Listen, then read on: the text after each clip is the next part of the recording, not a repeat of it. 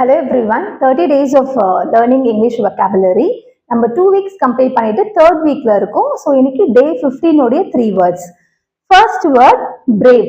Braveன்றது it recovers quickly. Recovers quickly சொல்லும் போது நம்ம வந்து தைரியமா ஒரு விஷயத்தை வந்து ஃபேஸ் பண்றது, சீக்கிரமா ரெக்கவர் ஆகி வந்துறது தான் நம்ம brain சொல்லுவோம். ஸோ அதை நம்ம அட்வான்ஸ் இங்கிலீஷ்ல வந்து எப்படி யூஸ் பண்ணலாம்? ரெசிலியன்ட். ரெசிலியன்ட் என்ற ஒரு வேர்டால யூஸ் பண்ணுவோம். ஸோ இந்த சென்டென்ஸ்ல எப்படி நம்ம அப்ளை பண்ணலாம்? Resilient students bounce back after failure. ரொம்ப பிரேவா இருக்க ஸ்டூடெண்ட் வந்து ஒரு ஃபெயிலியர் வந்தாலும் சீக்கிரமா அவங்க அதுல இருந்து மீண்டு வந்துருவாங்க அப்படின்னு சொல்றதுக்கு நம்ம இந்த ரெசிலியன்ட் என்ற வேர்டை யூஸ் பண்ணுவோம். So brave, resilient. Second word sad. சேட்னு சொல்லும் போது தாட்ஃபுல் சேட்னஸ், ரொம்ப அதிகமான ஒரு துக்கம், அதை தான் நம்ம சேட் சொல்லுவோம். ஸோ அதை நம்ம அட்வான்ஸ் இங்கிலீஷ்ல எந்த மாதிரி வேர்டால யூஸ் பண்ணலாம்? மெலங்கலி. மெலங்கலி. ஸோ எப்படி சென்டென்ஸ்ல அப்ளை பண்ணலாம்? There was a melancholy tone in his voice. அவனோட குரல்ல வந்து ஒரு சோகம் தெரிஞ்சது அப்படின்னு சொல்றத வந்து நம்ம melancholy என்ற வேர்டை வச்சு யூஸ் பண்ணலாம். Third word happy. ஹாப்பினா ரொம்ப மகிழ்ச்சியா இருக்கிறது, எக்ஸைட்டட். ஸோ அதை நம்ம வந்து அட்வான்ஸ் இங்கிலீஷ்ல என்ன வேர்ட் வச்சு யூஸ் பண்ணலாம்? யுஃபோரிக். யுஃபோரிக். ஸோ எப்படி சென்டென்ஸ் அப்ளை பண்ணலாம்? She felt euphoric after winning. அவ ஜெயிச்சிட்ட பிறகு, வின் பண்ண பிறகு ரொம்ப ஹாப்பியா இருந்தா அப்படின்னு சொல்றத யுஃபோரிக் என்ற வேர்டால நம்ம அப்ளை பண்ணி சொல்லலாம். ஸோ இன்னைக்கான 3 words brave, resilient, sad, melancholy, happy, euphoric. Thank you.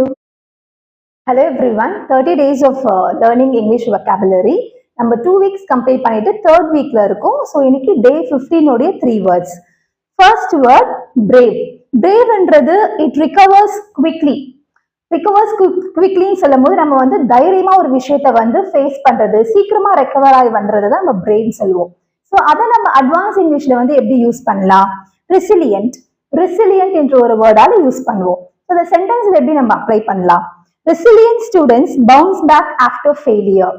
ரொம்ப பிரேவா இருக்க ஸ்டூடெண்ட் வந்து ஒரு ஃபெயிலியர் வந்தாலும் சீக்கிரமா அவங்க அதுல இருந்து மீண்டு வந்துருவாங்க அப்படின்னு சொல்றதுக்கு நம்ம இந்த ரெசிலியன்ட் என்ற வேர்டை யூஸ் பண்ணுவோம்.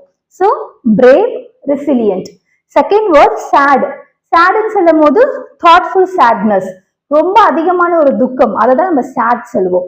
ஸோ அதை நம்ம அட்வான்ஸ் இங்கிலீஷ்ல எந்த மாதிரி வேர்டால யூஸ் பண்ணலாம்? மெலங்கலி. மெலங்கலி. ஸோ எப்படி சென்டென்ஸ்ல அப்ளை பண்ணலாம்? There was a melancholy tone in his voice. அவனோட குரல்ல வந்து ஒரு சோகம் தெரிஞ்சது அப்படின்னு சொல்றத வந்து நம்ம மெலங்கலி என்ற வேர்டை வச்சு யூஸ் பண்ணலாம். Third word happy. ஹாப்பினா ரொம்ப மகிழ்ச்சியா இருக்கிறது, எக்ஸைட்டட். ஸோ அதை நம்ம வந்து அட்வான்ஸ் இங்கிலீஷ்ல என்ன வேர்ட் வச்சு யூஸ் பண்ணலாம்? யுஃபோரிக். யுஃபோரிக். ஸோ எப்படி சென்டென்ஸ் அப்ளை பண்ணலாம்? She felt